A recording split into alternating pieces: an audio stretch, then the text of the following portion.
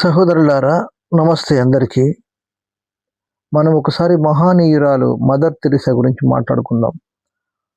Mother Teresa గారు August 26, 1910లో జన్మించినారు.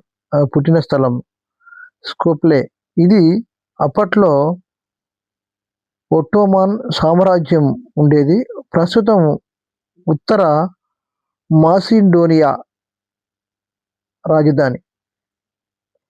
అయితే ఈ మాట ఎందుకు వచ్చింది అంటే, ఎందుకు మాట్లాడుతున్నాను మదర్ తెరిసా గురించి అనే విషయము,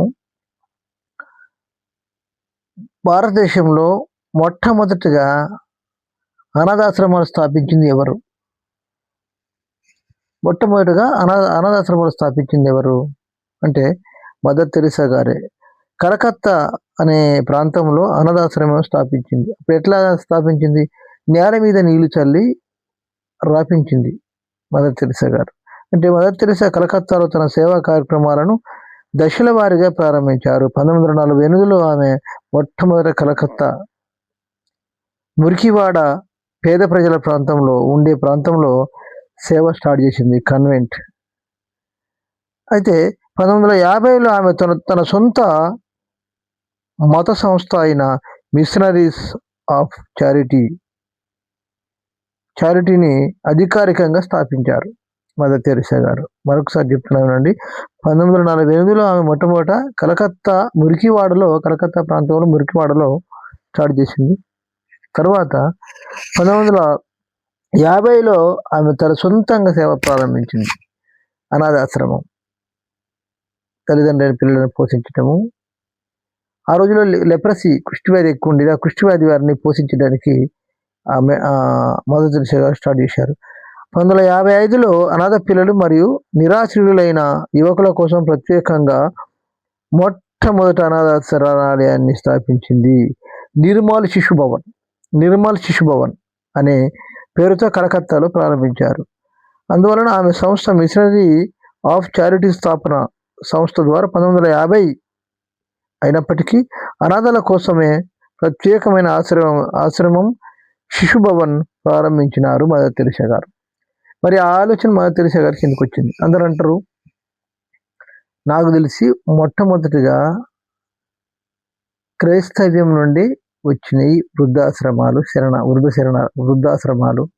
అనాథాశ్రమాలు అనేటి. ఒక సహోదరుడు అంటాడు, అన్న నువ్వు క్రైస్తవుడివేనా అని కామెంట్ పెడుతున్నాడు. తమ్ముడు, నువ్వు కామెంట్ పెట్టాల్సిన పని ఏం లేదు. ఇలా హిందూస్ ఉన్నారు తమ్ముడు.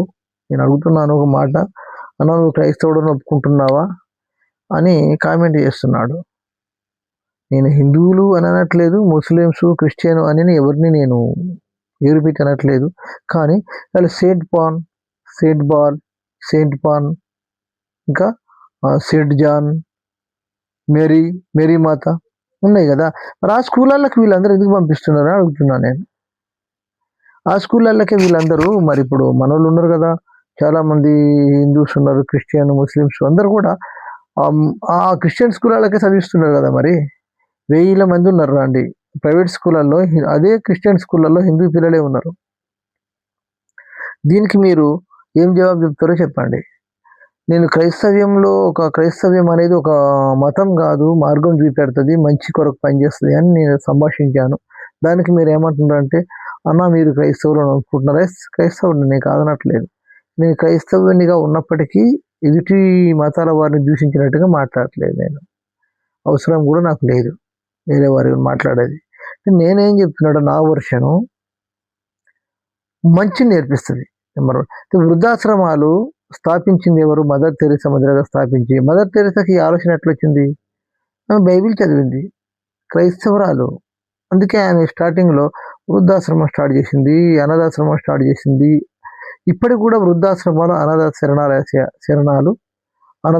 వృద్ధాశ్రమాలు ఎక్కువగా 100కి ఒక 80%, 70% ఉన్న క్రైస్తవులే నడిపిస్తారు. ఈ మిగతా వాళ్ళందరూ కూడా బ్రాహ్మణ్స్ పిల్లలు కూడా చాలా మంది సెయింట్ జాన్ స్కూల్లోనే ఉన్నారు. మీరు ఆరా తీసుకోండి, కాకపోతే దీన్ని చదవండి. మీరు రైట్ ఇన్ఫర్మేషన్ యాక్ట్ ప్రకారం పెట్టి మీరు రికార్డు అడిగితే వాళ్ళు ఇస్తారు, స్కూల్ రికార్డు. బ్రహ్మానందచారి అని, లేకపోతే ధనంజయ శాస్త్రి గారు అని అట్లాంటి పేర్లే ఉంటాయి స్కూళ్ళల్లో. డబ్బులు ఉన్నవారే చదివిస్తారు అట్లాంటి స్కూళ్ళల్లో. అది దయచేసి మదర్ తెరెసా గారి యొక్క సేవను అందరూ చేయాలనే ఉద్దేశంతో నేను గుర్తు చేస్తున్నాను. రైతు సోదరులారా, మీకేమన్నా కామెంట్ పెట్టవలసిన అవసరం ఏం లేదు. కాకపోతే ఎక్కడి దాకా వీడియో వచ్చింది అనేది పెట్టండి, కానీ మా కామెంట్ అవసరం లేదు. మీ కామెంట్ పెట్టినా నేను చదవను, నాకు ఎక్కడ కూడా లేదు. నేను ఎవరిని ఉద్దేశించి మాట్లాడలేదు. రైట్.